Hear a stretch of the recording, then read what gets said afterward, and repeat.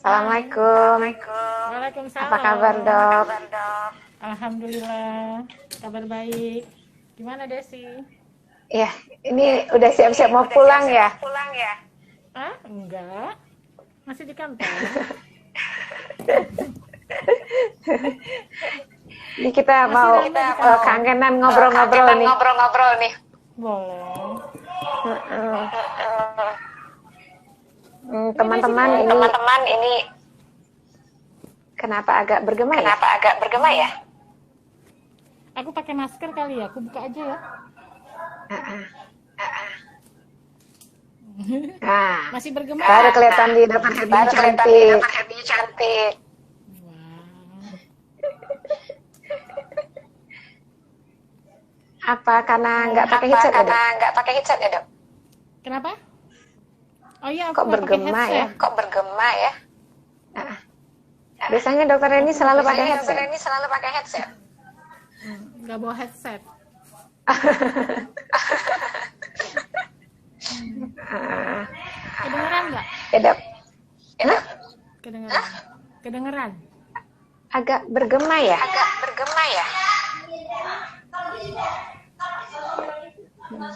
Bentar ya.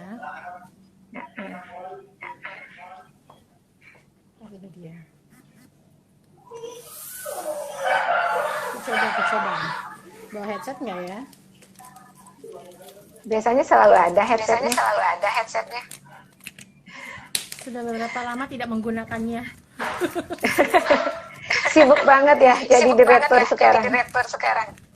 Sama aja. Sama aja kok.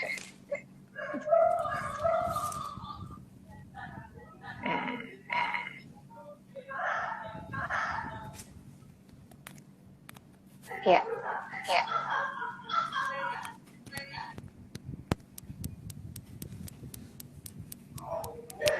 Lebih.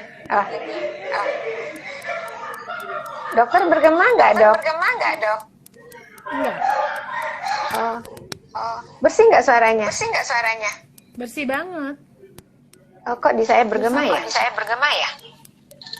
Teman-teman yang hadir, suara saya jelas nggak?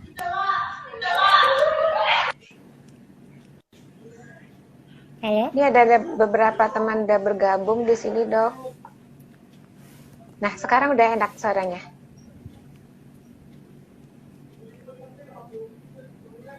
Apa kabarnya, Dokter Herni? Baik, Dokter Desi. Kedengeran suaraku? Udah enak. Tadi agak bergema. Oke. Ini sekarang kita lagi HUT DKI yang ke-493. Betul. Biasanya Dokter Herni selalu ada momen-momen penting ini dirayain ini. Taman Sari apa nih kegiatannya, Dok? HUT DKI ya, karena sekarang kan sebenarnya lagi masih masa transisi PSBB ya. Jika memang kalau untuk ramai-ramai nggak bisa, kita masih harus social distancing, masih harus pakai masker. Jadi kita lebih ke arah semangatnya HUT DKI itu gimana caranya memberikan pelayanan kita lebih baik sesuai dengan harapan gubernur kita kan, maju kotanya bahagia warganya, seperti itu. Iya. Teman-teman, ini Dokter Herni dari 2014 Maret ya, Dok, sampai 2019 awal 2019 itu ada di Puskesmas Kecamatan Matraman, Segalang. Beliau adalah Direktur Rumah Sakit Umum Daerah Taman Sari. Nah, Ya. selama 5 tahun ya, Dok ya, merintis di Matraman. Selama di Matraman, beliau sangat, yang saya lihat itu sangat apresiasi sekali sama yang namanya ide-ide baru karyawan gitu. Setiap ide pasti disupport, ide baru, apalagi itu untuk kepentingan pelayanan, kepentingan peningkatan kesehatan masyarakat. Selama di Matraman, selama lebih kurang 5 tahun itu, setiap tahunnya selalu Matraman mengikuti ajang inovasi ya, Dok ya, gugus kendali mutu tingkat nasional, dan selalu membawa yang terbaik pulang ke Matraman. Banyak karya-karya beliau yang ada yang sudah dipatenkan juga ya, Dok ya. Sangat banyak sekali hasil yang beliau hasilkan, apa karya-karya baru selama di Matraman. Dokter, kenapa dokter begitu semangatnya mendorong para karyawannya untuk berinovasi? Ya karena jika tidak berinovasi, kita kerja rutin-rutin aja seperti itu kan pekerjaan jadi membosankan ya, gitu loh. Jadi itu juga akan menurunkan semangat kerja kita. Nah, kalau kita lakukan kerja yang biasa kita lakukan tapi dengan cara-cara baru, nah itu kan akan lebih menarik sebenarnya, gitu. Jadi saya dorong teman-teman berinovasi. Kenapa? Karena yang ada di garis depan, yang ada di lapangan teman-teman. Jadi sebenarnya teman-teman lah yang lebih paham bagaimana bekerja dengan lebih menyenangkan dan menarik gitu.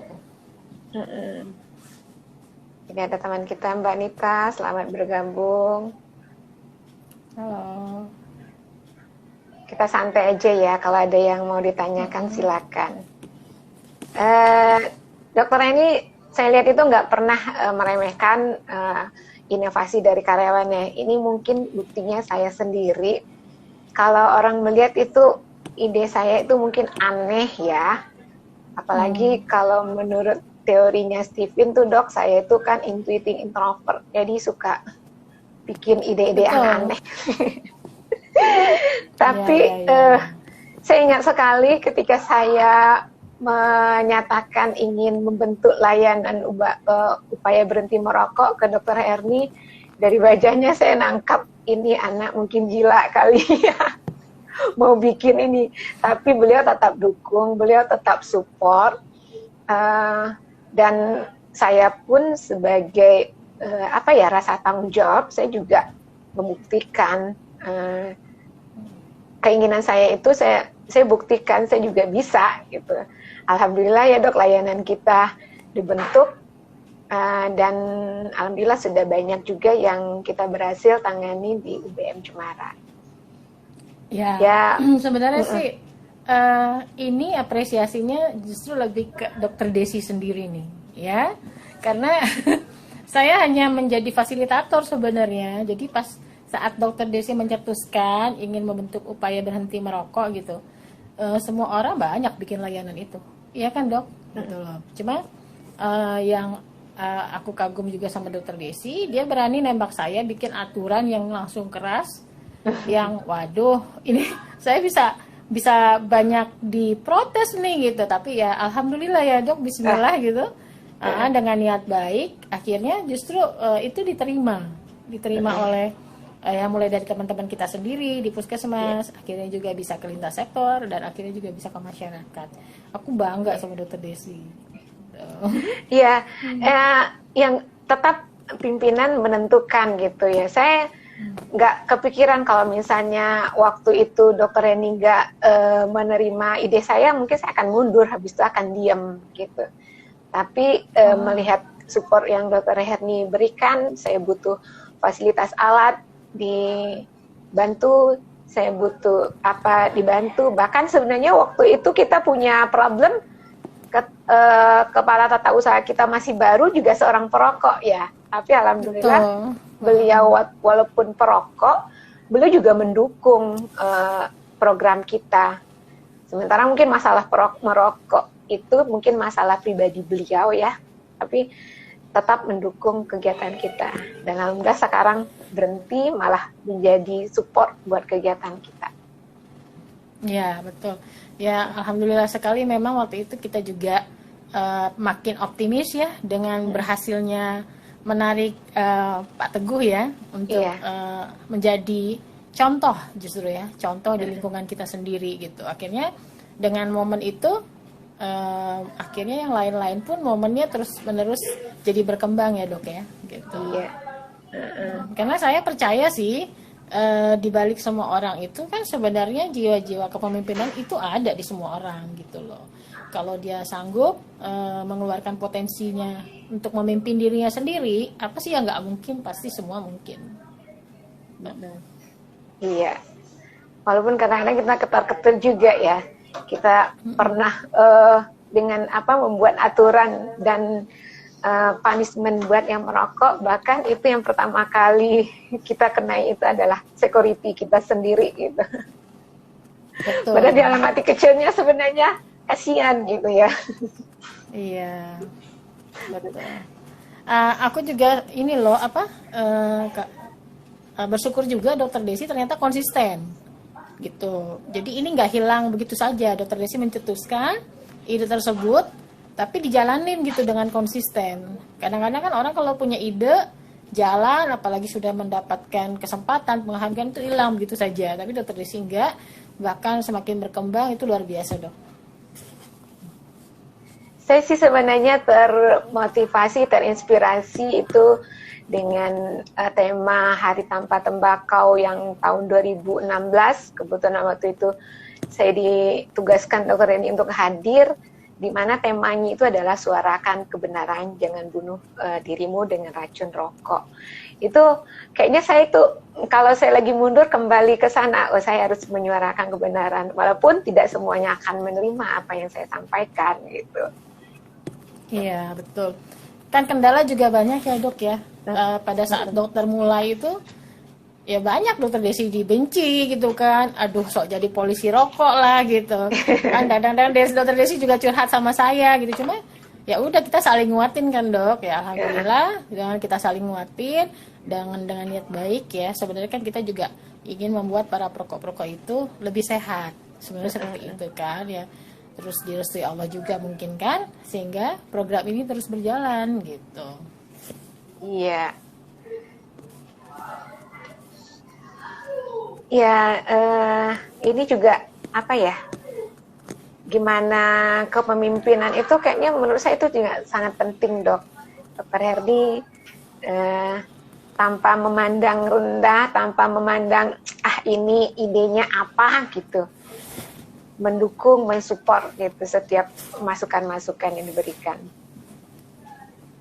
Ya, karena ya seperti yang tadi saya bilang ya, sebenarnya yang lebih tahu permasalahan adalah orang yang melaksanakan di lapangan gitu.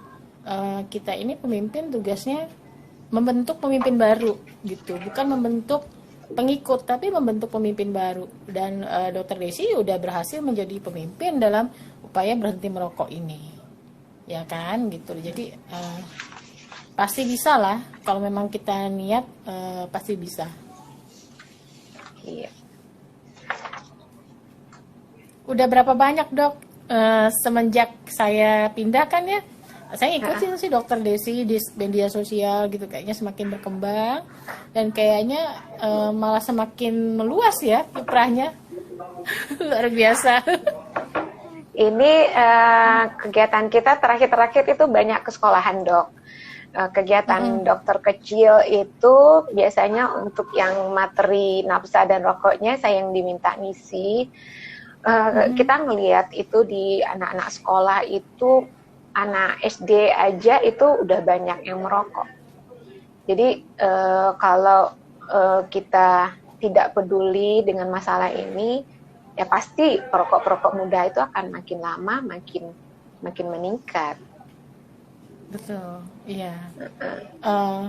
Justru memang anak sekolah ya pintunya ya yang bisa kita masuk untuk mencegah. Kan biasanya mereka coba-coba awalnya, ya kan. Kalau misalnya nggak ditangani dengan dini pada saat coba-coba itu, ya lama-lama dia akan ketagihan dan akhirnya ketergantungan sama nikotin, asap rokok tersebut. Ya jangankan yang di rumahnya tidak ada orang merokok, ya pengaruh teman-temannya itu sangat pengaruh sekali. Kalau ada orang tuanya merokok, itu akan lebih besar lagi kemungkinan anak-anak itu merokok. Saya pernah dapat anak-anak itu saya tanya kenapa kamu merokok? Karena ngelihat bapaknya merokok, dan dia itu coba-coba merokok itu malah dari rokok bapaknya sendiri. Waduh, oh iya. Tapi saya juga punya pengalaman sebenarnya Dokter Desi dengan merokok. Ayah saya sendiri tuh dulu perokok, ya. Dan memang pada saat orang ketergantungan rokok itu tidak akan mendengar siapapun, termasuk saya, anaknya, yang juga dokter, gitu ya. Bahkan pernah beliau bilang kalau memang mau saya berhenti merokok, ya tutup aja pabrik rokok gitu kan. Tapi ya alhamdulillah jalannya malah ya memang nggak sebaiknya nggak sampai seperti ini. Papa pernah kena serangan stroke ringan gitu. Terus baru deh begitu dibilangin sama dokter spesialisnya punya kebiasaan merokok ya, tanpa disuruh berhenti dok. Tapi sakit dulu ya.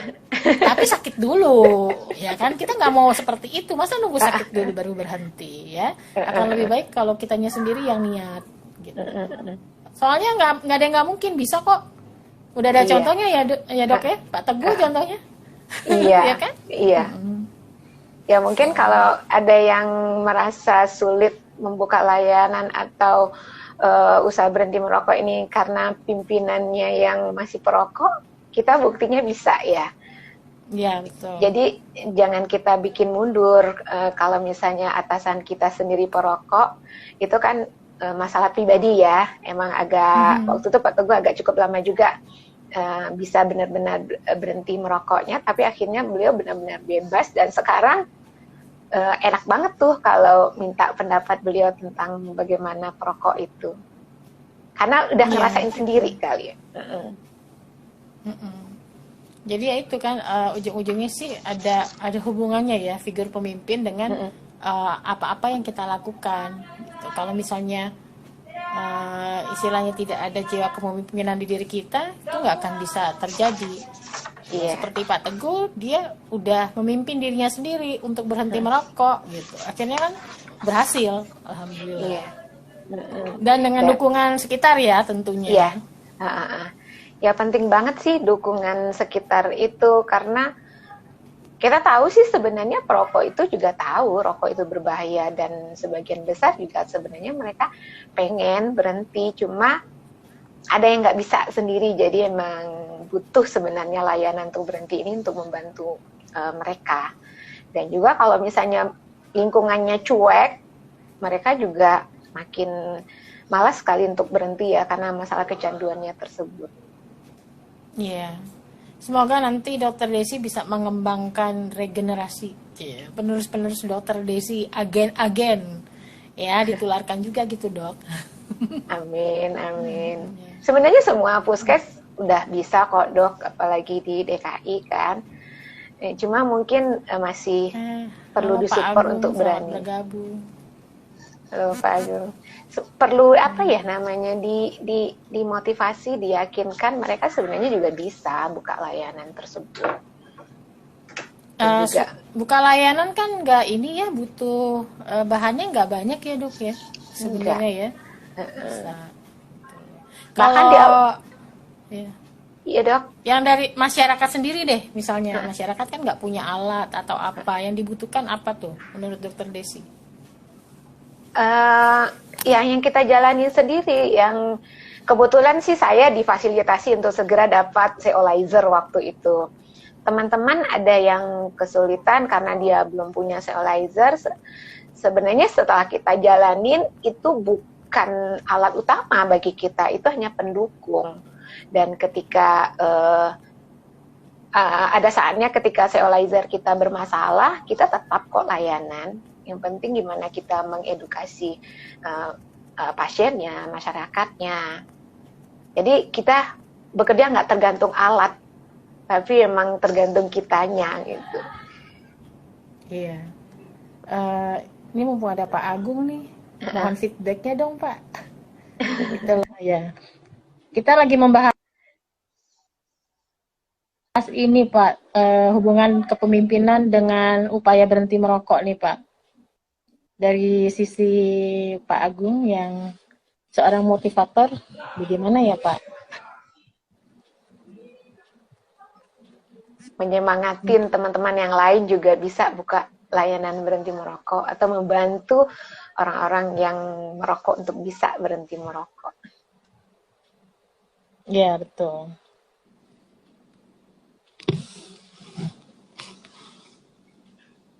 Ya mungkin kalau yang teman-teman yang lain ada yang mau ditanyakan, silakan ditulis di chatnya. Kita santai aja kok ya dok ya. Ini ini Iya, dulu kebiasaan kita suka ngobrol-ngobrol ngalur ngidul, tapi kadang-kadang dari situ tercetus ide-ide yang bisa kita jalankan. iya. Karena gampang sih kalau ngomong berhenti merokok tuh gampang, tapi ternyata menjalaninya susah ya dok, ya kan? Kita pernah dapat pengalaman kan, ada seorang tokoh, ya kan, diminta berhenti merokok. Ya intinya, ya orang kesehariannya saya ketemu perokok, bagaimana caranya saya berhenti, kan seperti itu. Tapi waktu itu kita cuma minta bahwa setiap ada pertemuan di lingkungan toko tersebut minimal saat rapat tidak boleh merokok. Itu dulu yang kita minta ya Iya. dok, nggak langsung ekstrim harus tidak boleh merokok selamanya di rumahnya atau apa gitu. Jadi kebiasaan-kebiasaannya diturunkan dulu. Tapi kalau ada juga Iya. yang emang niat langsung berhenti ya dok ya, gitu ya. Gitu. Kalau emang niatnya kuat, enak banget tuh bantunya. Betul. Nah, dokter Desi udah berapa orang dok yang udah dokter bantu dok? Kalau waktu zaman saya masih di Matraman kan di antaranya adalah ya Pak Teguh, terus ada juga Pak RW ya, Pak RW ya. Terus Iya. ada beberapa tokoh juga yang kita bantu ya dok ya waktu itu. Dan ada Iya. beberapa remaja SMU. Iya. Tuh. Nah sekarang kalau Yang saya lihat dokter Desi udah kemana-mana nih kayaknya. Ya. berhubung ini dari COVID untuk mencegah mengurangi kontak dengan pasien selama COVID, kita memang tidak ada melakukan pelayanan langsung ke pasien. Nah, makanya saya berpikir gimana ya tetap edukasi itu berjalan. Makanya ini mulai nih gimana kita manfaatkan media kayak gini nih, kita tetap edukasi gitu. Karena kalau konsultasi langsung sementara sih masih dibatasin dulu. Betul, betul, betul. Karena ini kan new normal ya. New normal itu kita jalani tapi tetap tidak boleh melonggarkan protokol kesehatan. Jadi Iya. apa yang bisa kita lakukan, kalau memang bisa online, ya sedapat mungkin online dulu. Ya, cuma ya itu balik lagi ke tadi topik kita tentang kepemimpinan dan upaya berhenti merokok sih sebenarnya ya. Jadi memang kepemimpinan itu nggak melekat namanya pimpinan atau pemimpin, tapi dari diri kita sendiri juga ada jiwa kepemimpinan, dan itu kadang-kadang orang tersebut bisa menggali sendiri atau harus dimotivasi. Ya, Iya. contohnya ya kemarin yang dokter Desi itu, awal-awal dokter Desi nggak kepikir kecetusan ingin punya ide itu, tapi karena tantangan gugus kendali mutu ya dok waktu itu ya, akhirnya baru iya kayaknya saya mau, karena saya pemegang program penyakit tidak menular, saya mau membuat ini, kan begitu dokter Desi awal-awalnya ya. Nih teman kita nih Eki nih yang sama-sama di PTM waktu itu nih. Halo, Halo Eki, Eki. apa kabar? Nih Pak Agung. Apa tadi? Iya, edukasi tentang merokok tidak terlalu banyak disampaikan di sekolah dan keluarga. Iya betul. Iya Pak, ini dokter Desi ini justru targetnya ini nantinya ke depannya justru pengen ke ibu-ibu Pak. Karena kalau menyampaikan ke bapak-bapak, apalagi yang perokok, agak susah masuknya ya dok. Tolak Ternyata. paling. Iya, jadi lebih ke arah ke sekolah targetnya adalah anak-anak. Karena biasanya bapak kalau dibilang sama anaknya lebih nurut, ya kan? Iya. Aduh, aku ingin papa nggak merokok lagi. Nah, itu pasti bisa masuk lebih bisa masuk gitu ketimbang istrinya atau teman-temannya seperti itu ya dok ya. Iya, karena kadang kita nggak tahu juga sih jalannya seorang itu bisa berhenti merokok. Tapi yang kenyataan yang dilihat yang utama gitu, kalau nggak dia game over, waktunya udah habis, sakit, atau yang dapat hidayah. Ini nih, mungkin Pak Agung ya kita usahakan mungkin pernyataan Pak Agung juga menjadi PR kita sebagai tenaga kesehatan ya dok ya, gimana mengedukasi masyarakat itu, mereka nggak kita tunggu sakit dulu baru nyadarin, oh iya ya rokok ini berbahaya gitu. PR kita untuk lebih ke arah melakukan pencegahan edukasi. Ya. Iya. Pencegahan yang penting. promotif Dan preventifnya. sebenarnya pencegahan nggak mesti orang kesehatan juga yang melaksanakan. Jadi memang apalagi di era new normal ini, sebenarnya kalau misalnya masyarakat lebih diajarkan atau diberikan pengetahuan mengenai pencegahan penyakit, termasuk di dalamnya faktor risikonya, kan rokok itu faktor risiko berbagai penyakit ya, itu akan lebih bermanfaat untuk keluarga itu sendiri juga gitu loh sebenarnya. Karena kan juga kalau sekarang sakit, mau ke rumah sakit, kita juga agak mikir-mikir dengan adanya pandemi ini kan, jadi akan lebih baik mencegah daripada kita mengobati pada saat ini. Ya benar sekali nih Pak Agung, yang paling berbahaya itu adalah perokok pasif.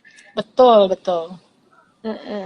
Jadi Nih mengenai perokok pasif ini yang luar biasa dari Dokter Desi, dia menambah aturan yang saya harus tanda tangani bahwa mencium bau rokok pun di gaji karyawan kena denda. Ingat nggak dok? Ya kan? dibentuk SK-nya ya dok. Dibentuk SK-nya gitu, dan sampai geleng-geleng kepala semua orang. Tapi ya kalau saya sih saya tidak ingin mematahkan orang yang lagi semangat gitu. Tapi alhamdulillah akhirnya teman-teman mendukung ya dok. Mendukung. Bahkan Dokter Desi waktu itu bilang bahwa di wilayah kecamatan kita tidak boleh terlihat merokok. Bukan di wilayah lingkungan kerja kita ya dok, di wilayah kecamatan itu luas loh. Selama dia bawa atribut. Saya tinggal nyebrang ke rel kereta karena itu udah kecamatan lain gitu. Yang kayak gitu-gitu ya, kita ingat. Kayaknya di awal-awal itu emang begitu ya, harus ada aturan yang keras gitu untuk menyadarkan sih dok. Betul. Nih Pak Agung bilang, di SCB tidak ada yang merokok karena para leadernya tidak ada yang merokok. Nah, tuh pimpinannya juga dulu yang harus mencontohkan kan. Ya, dengan itulah Pak, waktu itu alhamdulillah ya, KTU saya Pak Teguh, itu awal perokok berat loh Pak. Tapi ya ini juga yang saya bilang, saya gimana caranya untuk mengajak teman saya dan Dokter Desi mengajak teman-teman di lingkungan kerja kami tidak merokok kalau bapaknya masih merokok, karena bapak itu pimpinan, role model yang akan dilihat teman-teman gitu. Ya alhamdulillah sih ya, dengan kata-kata itu Pak Teguh akhirnya berpikir dan akhirnya datang sendiri ke Dokter Desi ya, minta dibantu untuk berhenti merokok ya dok. Gitu. Bahkan kita jadikan objek percobaan kita ketika saya pertama kali belajar dok. Beliau yang jadi orang percobaan ketika saya waktu itu diajarkan gimana caranya teknik terapi merokok. Pak Teguh bersedia jadi pasien percobaannya waktu itu. Untung berhasil ya. Yang pertama kali dok, berhasil karena niatnya kali. Karena jiwa kepemimpinannya juga, ya kan. Ya tapi dia bersedia dijadikan objek percobaan, itu udah bagus banget. Jadi kita beliau mendukung gitu program kita. Ya, mudah-mudahan ini nanti ya bisa jalan terus ya dok gitu. Amin. Yang tadi Dokter Desi mau merambah ke ibu-ibu ya dok, kalau nggak salah ya, setelah anak sekolah. Iya. Untuk masuk ke para istri ya, ibu ya, gitu. Jadi apa sih kemarin saya baca dokter tuh topiknya, hentikan rokok demi kebutuhan pokok itu kalau nggak salah ya topiknya. Ini kan, ya kan zamannya pandemi nih dok, kadang-kadang ada perokok tertentu yang lebih mengutamakan rokoknya, ada yang sampai mengorbankan kebutuhan pokok keluarganya, walaupun nggak semua ya, ada sebagian yang sampai mengorbankan kebutuhan pokok keluarganya. Jadi gimana caranya stop merokok tanpa merasa terpojok gitu untuk memenuhi kebutuhan pokok. Ini kata Pak Agung, kalau boleh dok, penyuluhan bukan hanya untuk ibu-ibu karena pelaku perokok bukan hanya ibu-ibu, karena pelaku perokok banyak bapak-bapak dan pemimpin keluarga yang role model untuk anak. Ya mungkin ini emang rencana saya nih Pak Agung, tanggal 27-28 besok saya akan buka kelas training online. Emang bukan buat perokok dulu, kayaknya kalau perokok sih mungkin langsung denial ya, langsung nolak.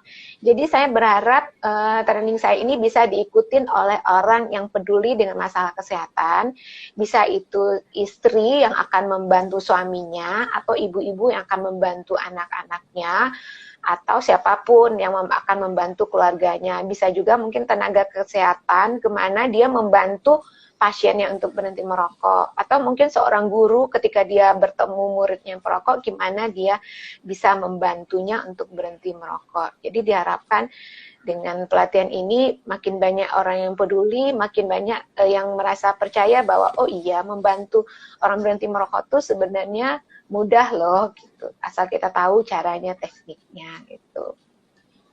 Ya, dan yang masih menjadi tantangan ini yang diutarakan Pak Agung sih sebenarnya, gitu loh, untuk membuat bapak-bapak ini justru yang perokok ini nggak langsung denial. Ini sudah kita alami ya, Pak, ini Dokter Desi juga ya, kita pernah mengalami berkali-kali kalau langsung masuk ke bapak-bapak tuh langsung denial dulu gitu. Ada yang bilang, aduh, cerewet amat sih, istriku aja nggak cerewet begini gitu kan. Ada seperti itu. Akhirnya lebih ke arah, ya udah, yang penting bapak mendukung dulu aja, nggak usah mesti berhenti dulu deh, minimal dalam pertemuan-pertemuan tidak ada merokok dulu di dalam pertemuan. Kalau di luar ya udah ada tempatnya seperti itu. Jadi biar nggak membahayakan orang lain gitu dulu ya kita langkahnya. Iya. Tapi kalau perlu juga tuh mungkin tuh kolaborasi Dokter Desi ke Pak Ageng, trik-triknya membuat bapak-bapak itu bisa langsung berhenti merokok itu bagaimana. Dan kata Pak Agung benar, karena bapak-bapak itu role model di keluarga, pasti diikutin gitu. Iya, perlu belajar banyak lagi nih saya sama Pak Agung gimana triknya agar bisa jangkauannya lebih luas. Iya. Jadi yang dalam waktu dekat ke ibu-ibu dulu ya, dokter ya. Iya, Ke ibu-ibu mau dulu sama yang mencoba peduli. yang peduli perokok gimana caranya gitu. Ya karena kita terbatas waktu dok, jadi nggak bisa offline, kita mencoba secara online gitu. Ya, yang penting sih ya itu aja dok. Kalau saya sih yang penting dokter tetap konsisten, ya, tetap semangat karena ini nih apa sih suatu perbuatan yang mulia gitu. Dan kan juga kadang-kadang kita udah tahu di bungkus rokok aja udah tertulis bahaya-bahayanya apa, tapi memang susah, apalagi kalau sudah istilahnya jadi kecanduan itu memang nggak mudah ya, kecuali dengan niat yang kuat, support yang luar biasa dari lingkungan, dan juga tentu ada yang mau bantu.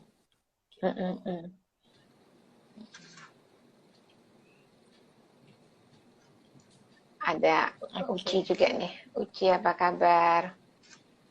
Ada Uci ya.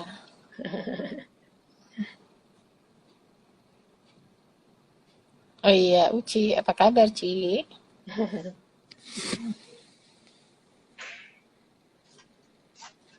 Kalau di sana gimana dok tentang aturan rokok di RSUD Taman Sari dok?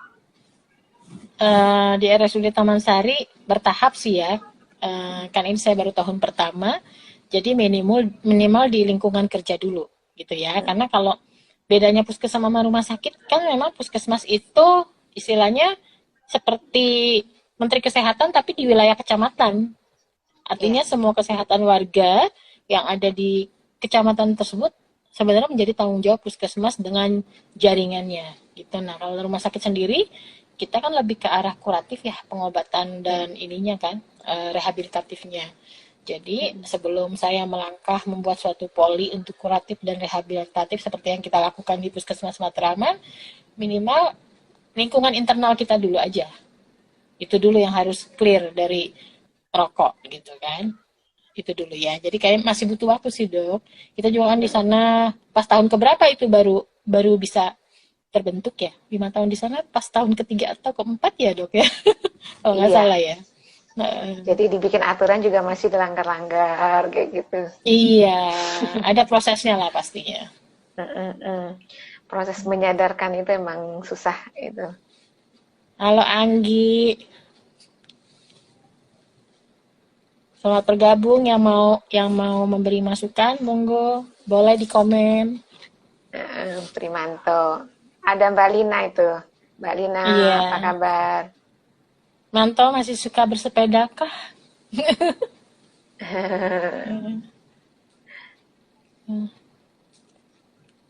Nah, kalau udah nggak ngerokok, suka olahraga lebih bagus lagi. Ya nggak, Manto?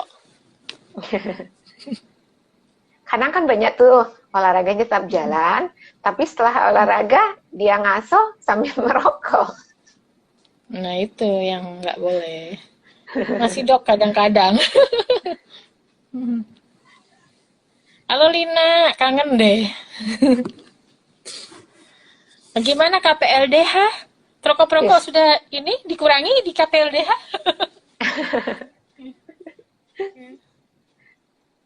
Masih jalan kan dia? Masih KPLDH kan Lina kan? Atau sudah bertambah beban tugasnya? Lina lebih banyak di dalam juga ya sekarang ya. Nah, tuh kan. Ngaku itu Lina, Dokter Herni idenya emang selalu kreatif. Kabar baik ya. Kabar baik, Manto. Ini Yang mungkin pintar teman-teman anak-anak. kita udah posisi banyak di jalan juga sih, Dok. Iya, iya. Karena Jalan udah pulang ya. jalan pulang. Iya, iya. Ya, semoga aja ini kan nanti bisa disimak setelah selesai toh. Iya kan? Iya. Saya ya intinya sih saya bangga ya sama teman-teman Matraman ya. Semoga sistem yang kita bangun di sana yang nggak hilang begitu saja, bahkan bisa lebih berkembang, bisa lebih bagus. Alhamdulillah juga kemarin kan upaya berhenti merokoknya termasuk yang mendapat penghargaan di Dinas Kesehatan ya. Alhamdulillah kemarin. Itu saya refleks ikut bangun dan ikut tepuk tangan gitu karena oh iya nih ini dulu nih Dokter Desi nih yang banyak tentangannya bikin program ini, alhamdulillah malah jadi layanan utama ya di Puskesmas Matraman ya, luar biasa. Iya, yang menjalankan layanan UBM di DKI, Dok. Iya, semoga layanan-layanan lainnya ngikutin nih program UBM. Amin. Ya, teman-teman Matraman. Ada Arif juga. Ini anak-anak Taman Sari nih. Ikut ngintip mereka. Nanti kan bisa dibentuk juga di Taman Sari, Dok. Ayo tuh Taman Sari ditantangin tuh, ya, punya klinik upaya berhenti merokok. Dari kaliannya dulu ya, yang para perokok harus berhenti. Sanggup? Ya, nanti aku bawa ke klinik UBM di Puskesmas Matraman deh. Kayak dulu dari itu ya, Dok, dari RSUK-nya Matraman. Oh iya. Ke... Di satu-satu dikirim ke kita ya. Ya Manto ya pasti aku inget lah, kamu yang paling suka bersepeda ya. Soalnya sering menggantikan tugas-tugasku di hari Minggu. Makasih ya Manto. Kalau ini banyak di RSUD banyak kita bisa bikin secara massal, Dok, khusus untuk RSUD Taman Sari. Oh, boleh datang nggak Dokter Desinya ke sini? Ya kalau ini kan dibikin program khusus satu kelompok gitu, Dok. Jadi bukan satu-satu. Karena kemarin sudah nyobain dari mana? PPSU 36 Halo Dokter orang. Puja, apa kabar? Nah, Dokter Puja kayaknya sudah di jalan ini. Capek banget, Dok. Jadi saya kepikiran kalau emang banyak itu bikinnya secara grup. Jadi edukasinya secara grup nanti. Tapi jemput bola ke kita bisa dong. Di UBM Puskesmas Matraman datang ke Rumah Sakit Taman Sari gitu. Ya, sekalian coach cara membuat klinik UBM. Gimana, Dok? Bisa diatur, Dok. Bisa diatur ya. Jadi saya tinggal bikin surat ke Pak Susilo, Pak Teguh gitu kan? Ya. Iya, Dok. Ya, ya. Ya udah nanti dalam waktu dekat itu kali ya. Biar sama di sini juga ada upaya berhenti merokoknya juga. Siapa tahu bisa jadi layanan unggulan juga di kita kan? Ya, mungkin kalau di rumah sakit yang lebih enak itu diedukasi yang sudah sakit itu sebenarnya enak banget tuh diedukasi. Karena dia udah ngerasain sakitnya. Oh iya, kalau yang posisi kronis sakit ya. itu, iya, dikasih sakit itu dikasih tahu sama dokternya, biasanya lebih jelek gitu. daripada orang lain yang ngomong. Oh iya, kemarin waktu saya di rumah sakit dikasih tahu. Wah, itu biasanya Ya itu langsung. kan papaku begitu. Papaku dengerin dari dokternya, dokter spesialis, padahal anaknya dokter juga. Nggak didengar. Tapi nggak dianggap dokter kan kalau keluarga sendiri. Jadi dengarnya dari dokter langsung. Aduh, bapak yang merokok nih ya, jangan merokok lagi. Takutnya nanti kena serangan berikutnya tidak bisa reversible, tidak bisa balik gitu kan. Langsung berhenti, ya. Jadi ya sebaiknya sih jangan menunggu sampai kena serangan dulu. Iya, benar. Gitu. Dalam waktu dekat mungkin bisa yang dari RSUD Taman Sari ikut trainingnya saya dulu, Dok. Oh, ya sudah. Nanti di flyernya di-share ke saya ya. Nanti saya Siap, Dok. Oke, Ya mudah-mudahan bisa walaupun secara online, mudah-mudahan bisa kita memberikan skill-skill yang harus dimiliki oleh seorang yang benar-benar pengen membantu orang terdekatnya, terutama untuk berhenti merokok. Iya. Ya, intinya sih metodenya yang di Dokter Desi itu nggak sembarangan sih. Berhenti merokok tuh nggak cuma Halo, ada pakai Dokter Yanti. metode. Nah, halo Dokter Yanti, apa kabar? Kangen. Iya, jadi nggak cuma pakai ngomong ya, nggak cuma pakai menguatkan, tapi Dokter Desi juga ada apa sih? Dia training kayak hipnoterapi gitu ya, Dok. Jadi memang ada basic trainingnya juga. Jadi memang keberhasilannya Dokter Desi juga udah di training secara khusus gitu. Iya, saya ada menggabungkan ada safe-nya juga, ada konselingnya juga. Hipnoterapi juga ada sih, cuma kayaknya belum begitu dijalankan, Dok. Oh, yang safe-nya itu justru ya. Cuma yang lebih utama. Tapi itu aja udah banyak ya, Dok. Udah banyak itu keberhasilannya. Alhamdulillah. Mudah-mudahan makin banyak yang peduli dengan masalah rokok ini. Iya. Sepertinya sih apalagi kita nih, Dok. Oh, sudah mau habis. Aduh, masih kangen ya. Tapi ya udah nggak apa-apa. Diajak ngobrol, terima kasih Dokter Desi. Ya, yang penting tetap konsisten, sukses terus untuk Dokter Desi. Nanti tolong bantuin saya juga ya untuk bisa bikin teman-teman Taman Sari bebas rokok. Maksudnya bukan bebas untuk merokok, tapi bebas dari asap rokok. Oke? Iya, minimal kan rumah sakit, puskesmas itu benar-benar kita bikin bebas rokok itu. Kan emang aturan KTR tapi itu saya nggak mau cuma di rumah sakitnya aja dia nggak ngerokok. Gitu. Iya. Ya kan? Ya, Dok. Oke, Dok. Ditunggu nanti makasih. yang mau bergabung di kelas saya nanti tanggal 27-28 ini, Dok. Doakan 27-28 Juni.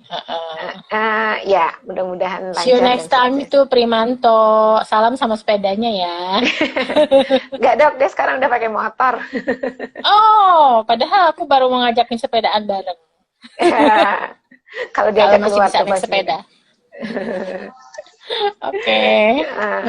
Oke, Dokter Herni, terima kasih banyak atas waktunya. Sama-sama, Dokter Desi. Mudah-mudahan kita bisa memberikan pencerahan, bisa lebih banyak lagi orang yang peduli dengan masalah rokok ini, dan makin banyak orang yang perokok pun. Ada El itu baru gabung dia. Apa kabar dirimu? Jauh sekali dirimu sekarang. Iya, El sudah nggak di sini, Eci juga udah nggak di sini, Dok. Eci kemana? Oh alah, itu pejuang-pejuang Keslingku yang tangguh. Iya, orang-orang hebat. Oke, semoga dimanapun berada tetap sukses, tetap berkiprah ya. Iya, amin. Halo juga El. Udah mau selesai, kenapa kamu baru nongol El? Kayaknya mungkin tadi masih di jalan kali. Iya. Karena waktu pulang ya. Cuma emang kita biasanya ngobrol setelah orang pulang ya, lebih enak. Iya, soalnya kalau belum waktunya pulang, aku kayaknya juga susah gitu nyari waktunya.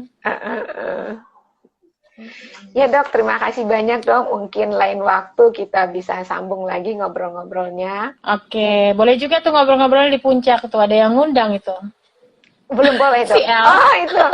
Entar lagi kalau sudah boleh offline. Oke, ya Kita ke sampai puncak. ketemu lagi. Sukses semua buat teman-teman. Terutama juga sukses Dokter Desi. Jalan terus trainingnya. Program upaya berhenti merokoknya. Semangat dan maju terus ya dok. Amin. Makasih Dokter Herni. Makasih buat teman-teman yang sudah bergabung. Mudah-mudahan acara kita ini bermanfaat buat kita semua. Terima kasih. Amin. Assalamualaikum warahmatullahi wabarakatuh. Waalaikumsalam warahmatullahi wabarakatuh.